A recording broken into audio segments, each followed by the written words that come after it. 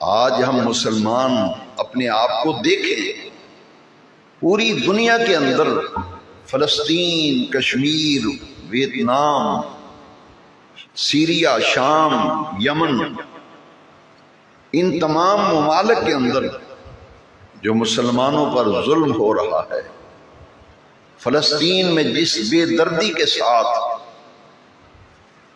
فلسطینیوں کی نسل کشی کی جا رہی ہے، کشمیر میں جو کچھ ہو رہا ہے، ان تمام حالات کے تناظر میں دور حاضر کا یہ تقاضا ہے کہ دین اسلام کا دعویٰ تو ہمارے پاس ہے کہ ہم مسلمان ہیں، ہم نے کلمہ پڑھا ہے، حضور کے غلام ہیں، لیکن کیا ہم نے کبھی غور کیا کہ دین اسلام کے ساتھ ہمارا واسطہ، ہمارا تعلق، ہمارا رابطہ وہ کس قدر ہے؟ ہمارا دین تو یہ کہتا ہے کہ بندے کا اپنے رب سے رابطہ دن میں 5 مرتبہ ہونا چاہیے، دن میں 5 مرتبہ۔ اپنے پیاروں سے ایک دن میں آپ کتنا رابطہ رکھتے ہیں؟ جس سے کسی کو پیار ہوتا ہے وہ ایک دن میں اس سے رابطے میں کتنی مرتبہ آتا ہے؟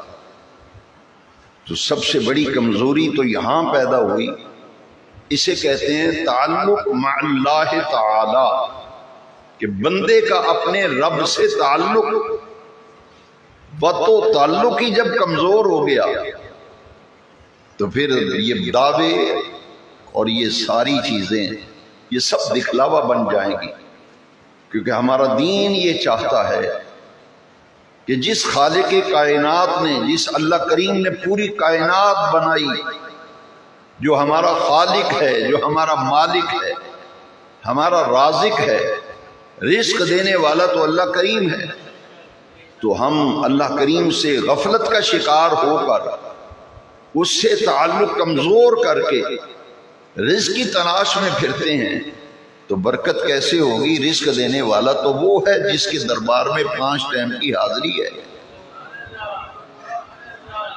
تو ہم رزق کے لیے دوڑے ہماری لگی ہوئی ہیں۔ رزق مقسوم ہے، یہ دین کی تعلیم ہے۔ رزق مقسوم ہے، تقسیم کیا گیا۔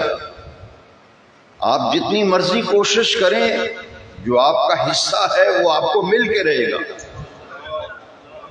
جو آپ کے حصے میں اللہ نے رزق لکھا ہے، وہ رزق آپ کو ڈھونڈتا ہے، آپ کو تلاش کرتا ہے۔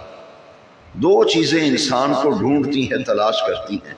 آدمی 7ویں کوٹری میں بھی ہو تو 2 چیزیں وہاں بھی اس کو پہنچ کے ملتی ہیں، ایک رزق، ایک موت۔ حدیث شریف میں 7ویں کوٹری میں بھی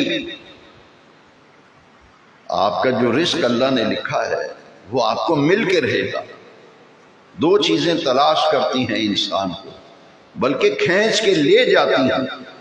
رزق بھی انسان کو کھینچ کے لے جاتا ہے، موت بھی انسان کو کھینچ کے لے جاتی ہے۔ لیکن کامیابی اور کامرانی کا معیار تو دین اسلام ہمارا دین ہے۔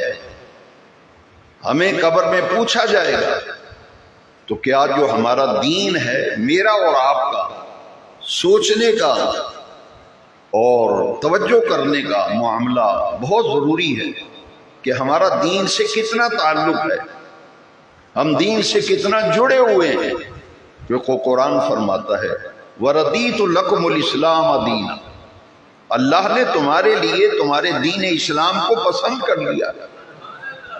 تو دین میں تو سب سے پہلے جس خالق کا دین ہے نا، جس نے نبی، رسول، پیغمبر دنیا میں ہماری ہدایت کے لیے بھیجے، ہماری رہنمائی کے لیے بھیجے، اسی رب کریم کی بارگاہ میں 5 وقت سجدہ ریز ہونا، اس کے سامنے جھکنا، وَارْكَعُوا مَعَ الرَّاكِعِينَ،